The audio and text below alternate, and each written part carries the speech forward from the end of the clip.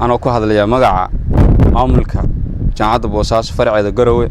waxaan madaxweyne kugu soo dhaweynaynaa jaamacadda Boosaaso farceeda Garowe waxay sharaf beeno tahay maanta inaad dhismaheedii jaamacadda farceeda Garowe aanoo dhagax dhigtid 4 sano ka hor bay jaamacadda Garowe farac ka furatay markaas aan la door bidayay inay jaamacaddu ku soo siyaadiso bulshada magaalada at least maadooyinka jaamacadaha kala ka baxaan ka bixin oo bulshada u baahan tahay jaamacaddu waxay focus gareysaa maadooyin ka turjumaya baahida bulshada sida health science-ka oo ay ugu muhiimsan yihiin midwifery-ga nursing-ka nutrition-ka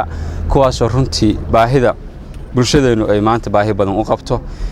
dhismuhu jaamacaddu wuxuu ka koobnaan doonaa madaxweyne 3 kambaska ugu horeeya dhulku wuxuu u dhismayaa korudhis wuxuu u dhismayaa korudhis naqshadiisa guudna wayada inoo dhagan waxaan ku soo dhaweynayaa hadda wasiirka wasaaradda waxbarashada soo kalmadiisa oo dhaho sharaf weyn bay noo tahay dhagax dhigii labaad inaad jaamacadda Boosaaso farceeda Garowe aad u dhagax dhigsid halkan oo noqon doonta runtii xarun weyn oo runtii saldhig weyn u noqon doonta farca Garowe insha Allah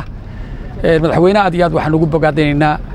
sida tacliinta maartay mid sare iyo mid hooseba runtii ugu dadaalo meel kasta uu maro oo arfikeedu yahay scholarship uu doono waxaan u maleynayaa bari dhaweyd jaamacadaha waxaan u qaybinay macallimiinteena waxaan u qaybinay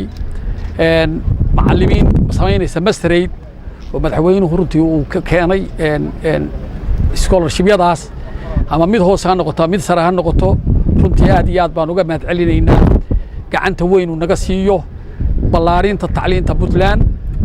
ilaa dugsi hoose ilaa jaamacadaha iyo waliba tayeynteeda kambaska jaamacadda Boosaaso xarunteeda iyo kambaskeeda waxbarasho ee Garowe caasimadda Puntland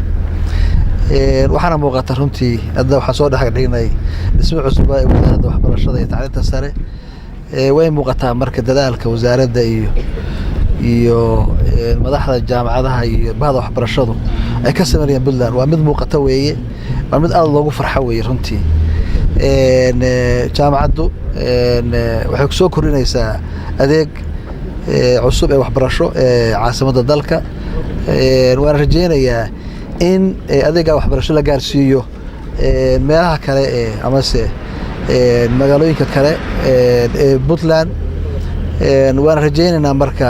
inay hadda uu sheegay walaalkay ka warbixinayay maadooyinka lagu baranayo wixii loo baahnaa weeye